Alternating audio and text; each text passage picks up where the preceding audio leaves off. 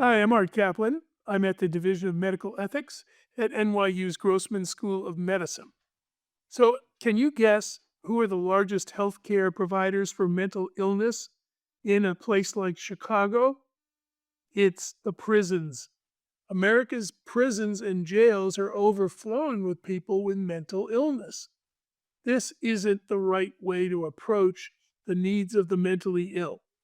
Mental illness is a huge problem in America. It's tied in clearly to a lack of a system to handle those with mental illness. There are various proposals around about what to do.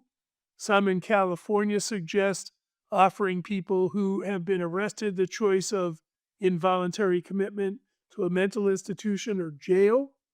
Others, such as Governor Kathy Hochul in New York State, are proposing an expansion of a mental health commitment, basically saying we're not just going to live with the usual 72-hour stay.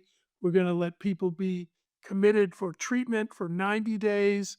Uh, the mayor of New York City has also endorsed this idea, and many other parts of the country beset with either prisons that are overflowing with mentally ill people who aren't getting treatment, or just homeless people who are out there on the streets, particularly in bitter winters in much of the country, exposed to the elements, getting hurt, frostbite, or dying, or being preyed upon, or in a few instances, committing crimes, acting in a violent manner toward others.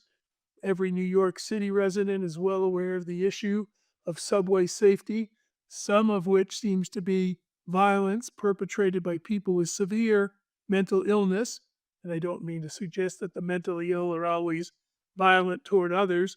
They're more likely to suffer violence and they are committed, but nonetheless, there it is. And there's no way that ought to be continuing trying to deal with mental illness down the path we're on. I know many of you are going to get inquiries from friends, relatives, maybe within your own family. Somebody has a mental illness. And what you hear, particularly if it's for an adolescent or younger person, is you'll get an appointment in 18 months.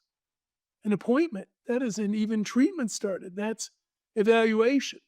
If you're pouring on the streets, nothing is happening. You're just left to wander around yelling and screaming and living on a grate. So, we need a push within medicine. We've got to do better.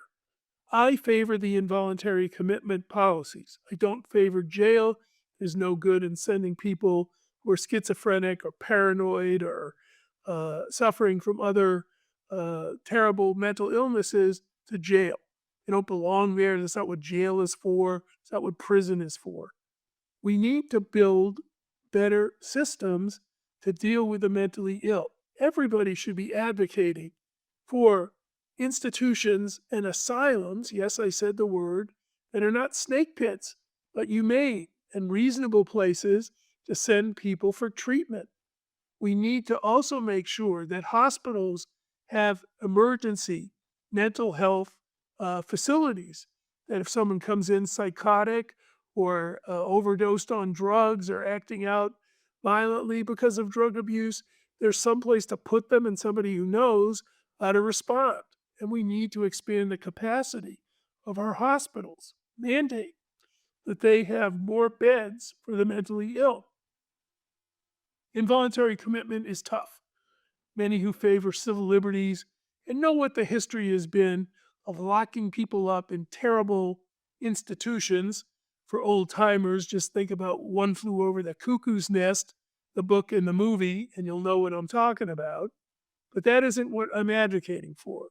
I'm advocating for longer periods of treatment, longer periods where you hold someone even against their will, but in facilities and places that can give them treatment. Prison is expensive. Prison is a waste of time. We could spend that money better expanding mental health capacities. And when your patients come and say, what's out there for me? I have insurance. I'm not homeless. And we hear about waits of a year, 18 months. We've got to flag that to our legislators. We've got to help those parents go to groups that fight for the mentally ill to get more providers out there, more facilities out there, more coverage, if you will, for outpatient or maybe even telemedicine. But it's time to act. Jail isn't the answer. We need to build both the capacity to treat and the ability to deliver that treatment, whether the mentally ill consent or not. I'm Art Kaplan at the Division of Medical Ethics at NYU Grossman. Thanks for watching.